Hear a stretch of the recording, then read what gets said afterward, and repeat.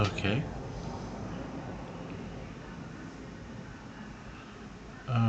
Oh. Okay, so here we are. So yeah, if you see this, it means you probably, since we're not live yet, I mean, nobody's here, so you're probably watching a recording or you got here late. So before we start, let's send a couple messages out for you, okay? So first, I need to send you a message with my mind. Buy me coffee! Subscribe! Yeah.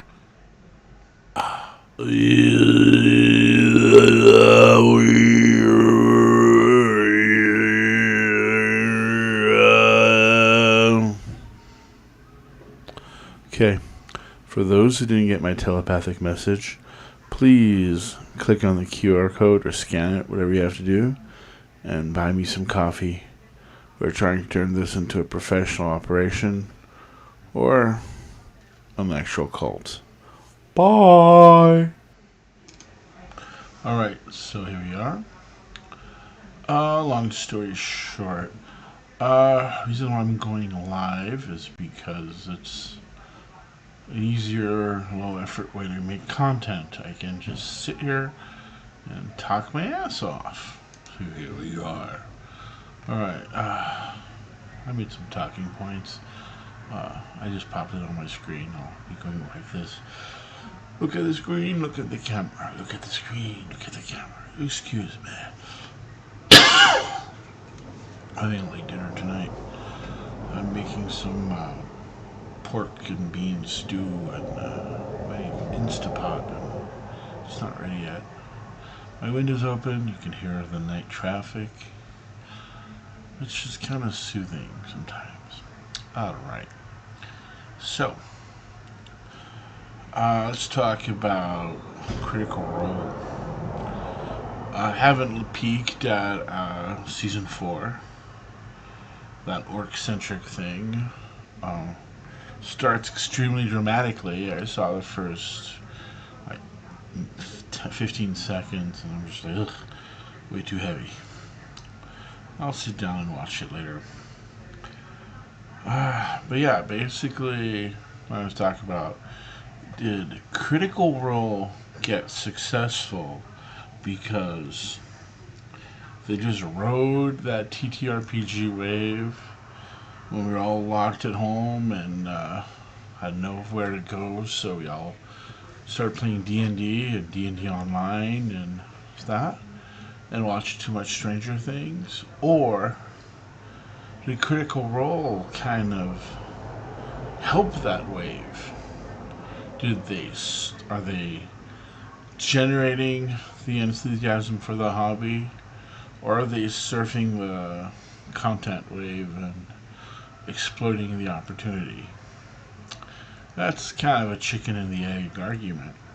That being said, I think those kind of shows or webcasts, things like that, show people how the game is played. A lot of folks don't know, or I remember when normies would get their info about the hobby from like the horrible Mazes and Monsters movie with Tom Hanks, and or worse, Dark Dungeon Chick Track. And as much as I love Chick Tracks, I think they're extremely cool to collect because I'm a weirdo, but I don't think it gave a good idea about the hobby. You know, I mean, people will play a video game and with a character uses powers and stuff like that, and I won't blink twice. I'll see, Clash of the Titans, and I'll see the pagan gods and of the Greeks and Romans, and oh, that's cool. It's just a story. But when people were playing a fantasy game with pagan gods in it, or bastardized versions of it, oh fuck no, this is satanic. And I think some players I remember in the 90s, you'd run into players that like to lean into that stereotype. They like to pretend that they were, Satanist, And I think they fucked up the hobby. I really think, instead of being, like TSR, when they just, in second edition AD&D, expunged all the content or that could have been objectionable, made all the demons and devils Batizu and whatever, giving them exotic names, all the angels were devas and things like that. I think it kind of, it's like when somebody starts a rumor about you, there's a certain point where the more you deny the rumor, the more you confirm it. It's not always the case. It's something you have to have a good feel for. So PR people get paid a lot. Sometimes you have to issue an apology, and sometimes you have to say, no, we never did that, fuck you. And that's where we are. Another weird thing. And here's my gripe, I would say, with Critical Role. Sometimes it feels scripted. It just feels too good. I don't know. Maybe it's because I'm not, improv trained, voice actor, and yada yada. I just feel sometimes it's like, I don't know. I'll be around my table. There's just so much weirdness, and I watch Critical Role, and it's like, wow, these people are on track, and nobody's trying to, eat the goblin, or usually if I play with my daughter, she'll try to eat the monster, which is kind of disturbing. She always, whatever alignment is on her character sheet, slowly it just devolves into playing a chaotic neutral kind of character. Yeah. But yeah, I don't know. I mean, Critical Role has just been there. Here's another thing I'm going to say. Some of the cast are what you call in LA. They're kind of mid, but for the rest of the country, they're attractive. They're like post office attractive, or DMV gorgeous. If you've been, you know what I know. Spend some time at the DMV. Look around. Pretend you have an appointment and just sit around. And then, last time I went to the DMV, I almost got kicked out because I was taking pictures of how long the line was and how the signs weren't even working. Their automatic signs weren't working. And security guard was like, this is a government building. You're not allowed to take pictures. And for a split second, I thought I was in Tartarus, awaiting punishment from the gods. But yeah, I'm kind of excited about the Mighty Nein. Apparently it's 9, at least according to the trailer, because they made a 6-9 joke. I say 6-9 is good. 6-7, we're tired of that shit. 6-7, no, kill it. My daughter will freak out if you say 6-7. Sometimes to piss her off, I'll walk into her room and I'll go 6-7, and she'll just fucking throw a pillow at me. But yeah, apparently all the kids in her school, all the boys will 6-7, and it's just this weird shit. I don't know. All right, I can't even see my face, as I'm blocking the camera. I'm gonna peek. Yeah.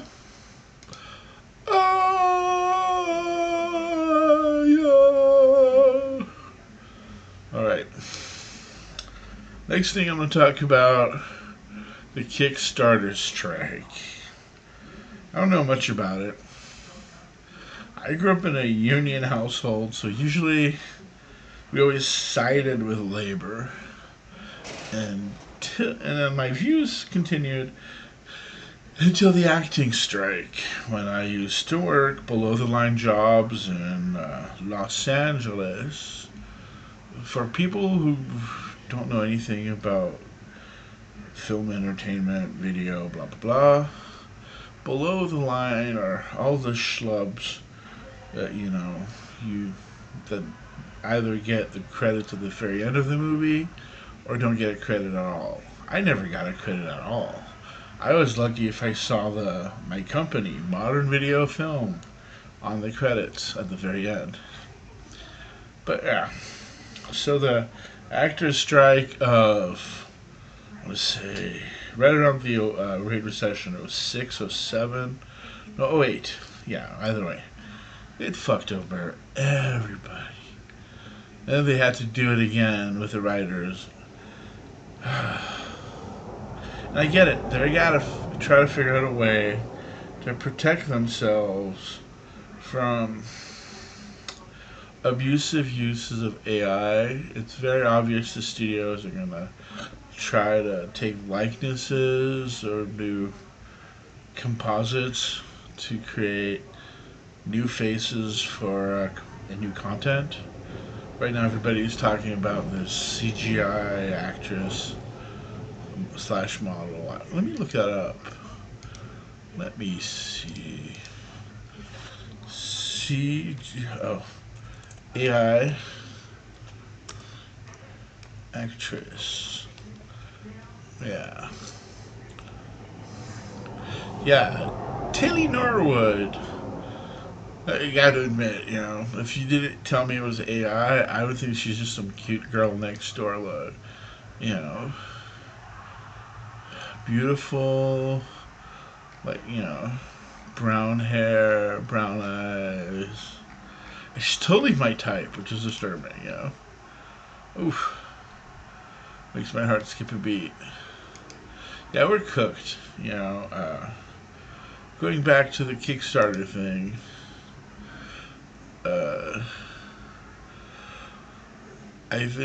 I hope it gets resolved to the benefit of everybody. I hope the workers get what they want, but more importantly, that it doesn't create this kind of surprise, you're fucked, AI is going to take your job. I'm cussing a lot tonight. Fuck. And I did it again. Alright. Well, I'm never getting monetized anyway, so who cares? Yeah, I'm just reading here. It's just kind of like, I think Kickstarter is a strange thing. I mean, it's been very important for both TTRPGs, but also a lot of indie filmmaking, a lot of playwriting even. It's allowed people to kind of make stuff without big corporate backing, without, and I think it's the beauty of the internet. I have this weird feeling like when it's a little guy using AI to create content, it's very different than when it's, Warner Brother, MGM, Disney, Paramount, blah, which I think are the big studios now. Disney gobbled everything up. Warner Brother, got rid of it. Universal sits there. So it's like Warner Brothers has like DC, and Disney has Marvel. Yeah, everything's gonna go down to there's gonna be two corporations, Pepsi and Coke. I kid you not. It's probably already that way, but it's Unilever and Brand X, blah blah blah. It's just you have to kind of follow the trail of corporate acquisition, and you know they're gonna swap brands left and right, so nobody catches them. So that's that. So here we are. I mean, will it affect game creation? I hope not. I hope the strike resolves itself. They all get that. Well, it's a dumb, ranty rant thing. Alright. Well, next thing I thought I was going to talk about again is kind of solo RPGs and other stuff. I don't know. I think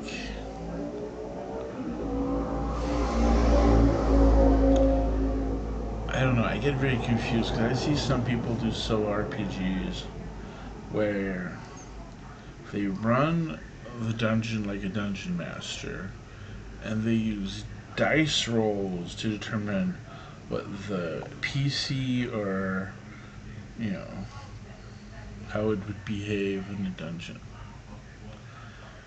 and which way it would go. You know, like if there's a room with 4 doors, roll a d4 and it'll go this way.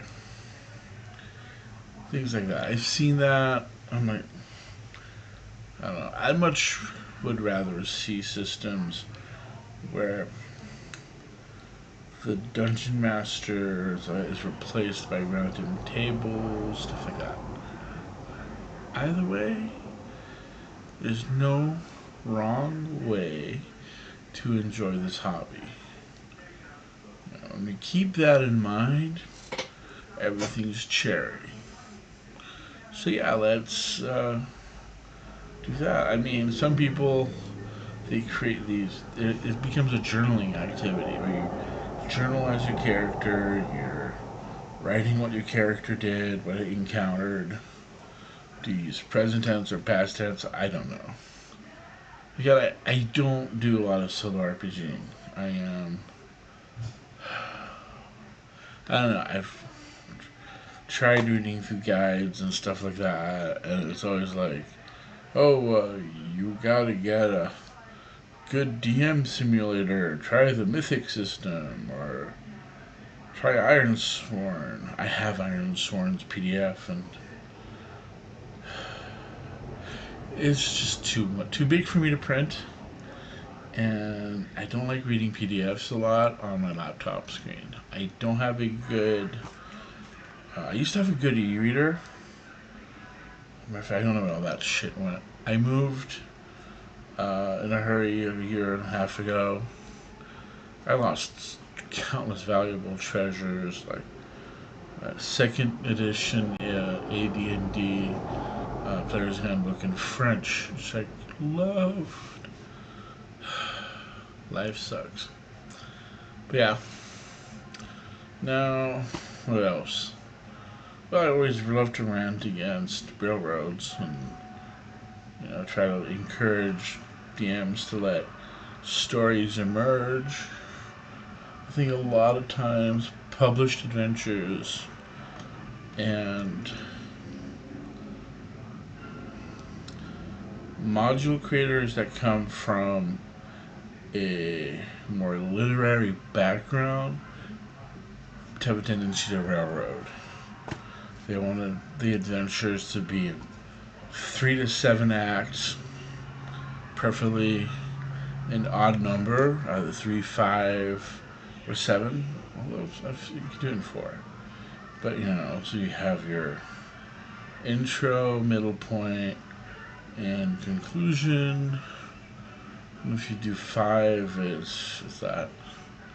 Basically, it's your 3-act structure that you get in literature, screenplays, stuff like that, Hollywood productions. But that's not how D&D works. At least that's not how I like it. I like it when you DM gets to set up and players have to respond.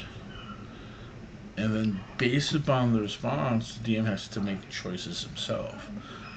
what happens? How does the world react to the actions of the player? You know, you do this, I do that. And in this dialogue, the story develops. Which is ironic, because this reminds me of a video. Oh. Well.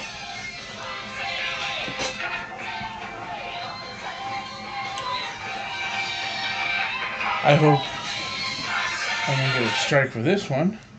It's 9 p.m. as of recording, which means my alarm went off. My daughter didn't have school. This is when I tell her to go to bed, brush her teeth. We're having a late dinner tonight. We're kind of all chilling off the academic schedule. Just taking her time. Enjoying the vacay for her. It was a staycation. But, you know, a good staycation sometimes are the best. You know, I remember, I think, when I worked full-time for other places, sometimes I would just save my vacation times and just take a staycation. Whew. Just,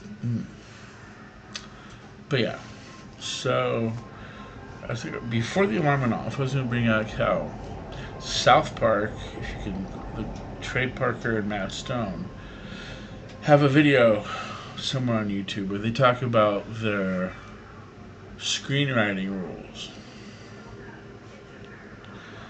And they talk about how every action leads to a reaction and an opposition in a good story. You know, a bad story, this happens and this happens and this happens and this happens. You know, but Star Trek, South Park likes to have this happens, and therefore this happens, but this happens, and because of that, this happens, and because of that, it's a chain of consequences. Now, an open kind of setting where you're, you know, you just, you know, you got your module like Forgotten Realms, which I used to love the 3rd edition Forgotten Realms book, which is probably lost in on my last move, but whoever. But you know, you can just plop your characters in a city and let them get in trouble. You know, let the characters get in trouble. And if you are writing fiction, a lot of times that's what you're doing. You know, you start with a character in his initial situation. You have a call to adventure, call to action, a moment of crisis, whatever you want to call it, and the character has to react to that, has to make their decision. Do I, no. And there's only one good decision, is action. You know, whatever the decision they do, they have to do something. Otherwise, it just would be some strange European movie where people sit around, spend a lot of time staring at each other and talking. And then you'd have these beautiful shots of them, you know, just being stoic and not doing anything. It's not a story. Which brings back to D&D. You want setups, and boys and players can react. And you're gonna tell me, how does that fit in a dungeon? Well, one of the easiest classic ways to put your players is, you know, during the downtime, something happens, the players don't know what, they wake up, they're in a dungeon, they don't have their weapons. and hilarities ensue. You know, set it up so there is a possibility of them that's feasible to escape that situation. Reacquire all the items that they'll be upset at not having, and then have them, back there. Are they gonna try to simply escape the dungeon? Or are they going to go room to room, slaughtering everybody to figure out who did this to them? Which is usually what, your typical dungeon crawl involves. Somebody needs to go to the dungeon, do something either something from the dungeon took something from somebody or someone, or someone's stuck in the dungeon. But it's usually more fun if it's the players. Either something you steal one of their favorite items, or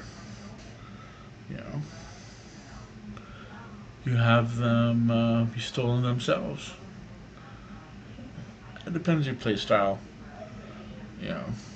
and the kind of group you have. If you have a group that is very good at not over metagaming, and you can have like a scene with 2 players that are like in the dungeon, and a scene with 2 players on the surface, and they're not cheating or passing information or just hearing what happens. You can have great game sessions.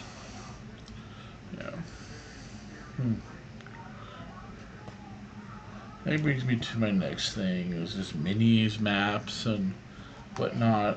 Sometimes I feel like when you have a map for the players, or battle maps, you should only have battle maps for the areas of the battle, not the whole dungeon. I've seen some people in some box sets or modules which just, you have a huge battle map, a dungeon map you can plop on the table and have the players explore. And some people like to cover the areas, stuff like that are unexplored with paper. But at the end of the day, it's like, more than likely the players are going to see the whole map. And then they could probably guesstimate where the secret doors are, because they'll see that room with no doors. They'll try to get in. Again, it's metagaming versus proper playing.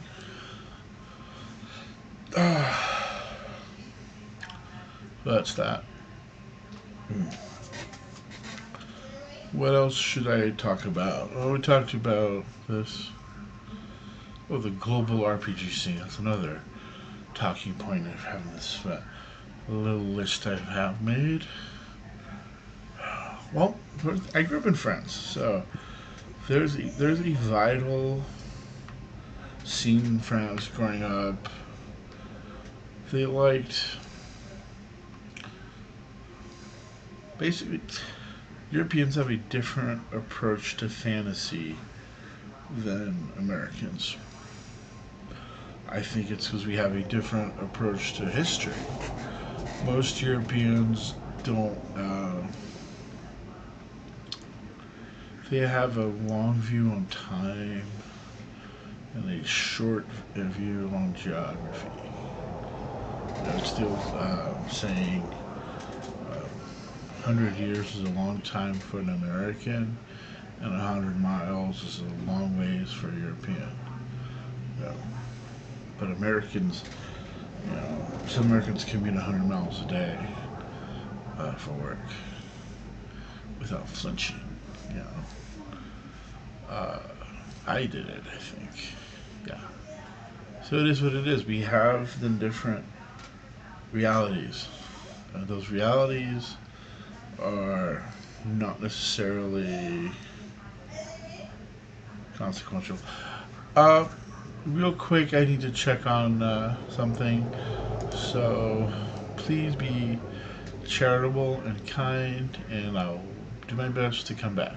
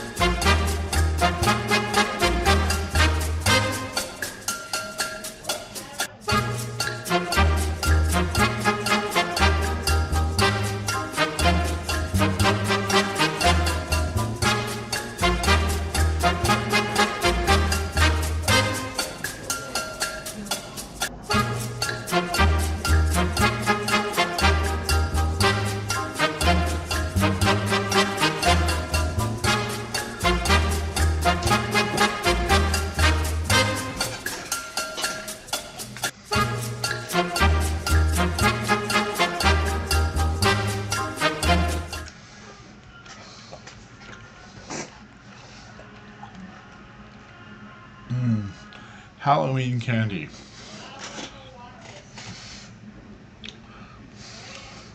People think Halloween is satanic. I think Halloween is pre-diabetic.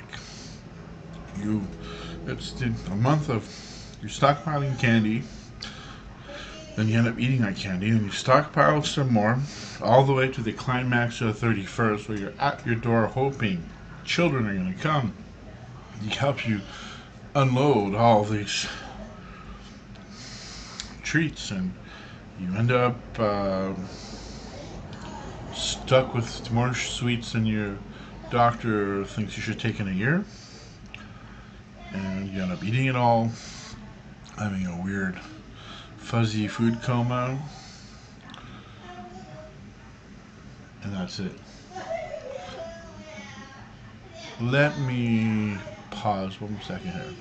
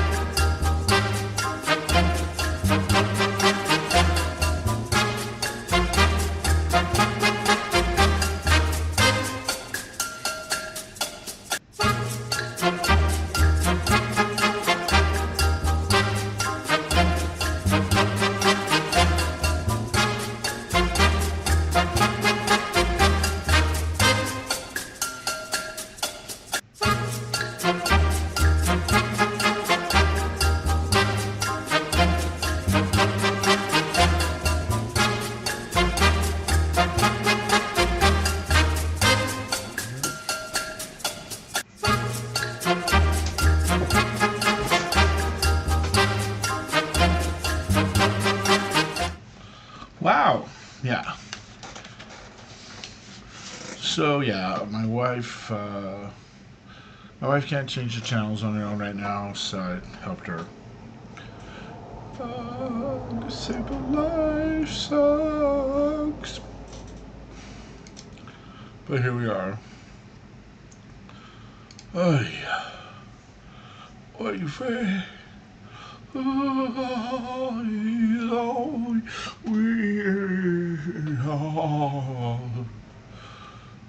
See, it doesn't sound as good because I'm getting echo in my headphones because it monitors directly what comes out of my mic, and then it replays what OBS is kind of recording. So I have like a 1 second delay. It sucks. Wish you could hear it because it's pretty rad. Makes me want to play some surf guitar. Either way, we are watching. I put on the first season of Stranger Things for her. I'm gonna serve dinner in a little bit. We are on a Iberian dinner schedule tonight, which is fine. Sometimes you're on an Iberian dinner schedule, which means you're eating late. For the squares.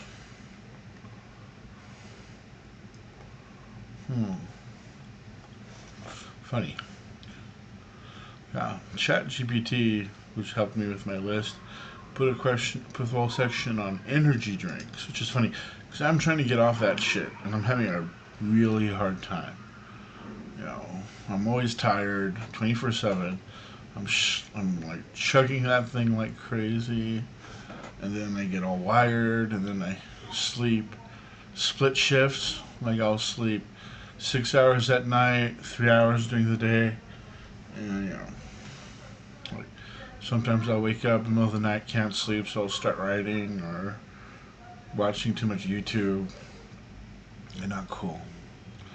Wish I had 2 cameras, seriously, so I can just kind of let my gaze float around the room and have maybe one camera just follow me. Webcam technology has evolved so much. There's a webcam that can follow you. I think that's great. Ugh. I would hate that. Me being followed. I mean, I don't know. Am I the only one who says thank you when they use ChatGPT? Like, I don't. Some people have these weird way of, you know, they talk to the ChatGPT to, you know, they write these things. I just ask politely. That's my secret for prompts in ChatGPT. Speak to it like you would speak to a human employee who you have respect for. I do it for 2 reasons. I seem to get better results, and when the robot uprising happens, they will know I'm not an asshole. You know, I won't stand in their way, but I also just want them to let me and my kin live on an Amish farm. Alright. This is the most random shit ever. I need to record a scripted video and stop with this stuff. Hot takes. Quick segment. Okay, this is literally what GPT suggestion. Greatest dice setups and miniatures. I think Play-Doh. If you could make dice out of Play-Doh, it would be funny because, you know, it doesn't last long. But seriously, if you make miniatures, Play-Doh is something you should keep on hand for your game sessions because sometimes you just need to make an impromptu miniature. Just for all the blobs, slimes, oozes. It's pretty good. I mean, it doesn't look slimy, it looks more like sand, but that's what I mean. Is you could use that. You can use Play-Doh. Maybe you should have also that one of their competitors, the kinetic sand shit. Oh god, it costs too much. Yeah.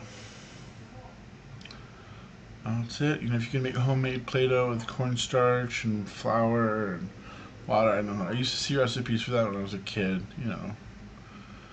No, I don't. And nobody ever watches this. Just think.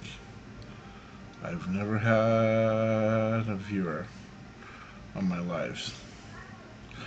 But I can then dump this in Opus AI, and I have like a ton of content. So I love it. You know, because I release 1 short a day and at least 2 longer videos a month, and a couple lives whenever I feel like it. I need to have a schedule for my lives. I mean, it would make everything easier for everybody, don't you think? God. Isn't it ironic? Don't you think? It's like rainy days! Ugh. I need to socialize. I need to get out of my shell. Or I need to have another dude to talk to when I do these lives. You know, maybe have a phone link or some crap like that. See, if at least people would post stuff on the chat, but nobody's here watching. It's just really me talking, screaming out the void. Ah! So yeah. What other hot takes? I don't know. I'm gonna watch Critical Role 4, the first 2 episodes. I don't know. I think it'd be great. I think I might do a AI Realm session. I'm just trying to figure out how I'm going to do the voiceover.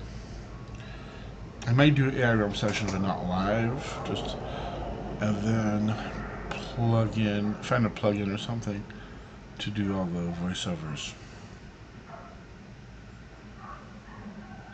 Okay, now I'm getting poor, and maybe it's because I haven't paid my internet bill.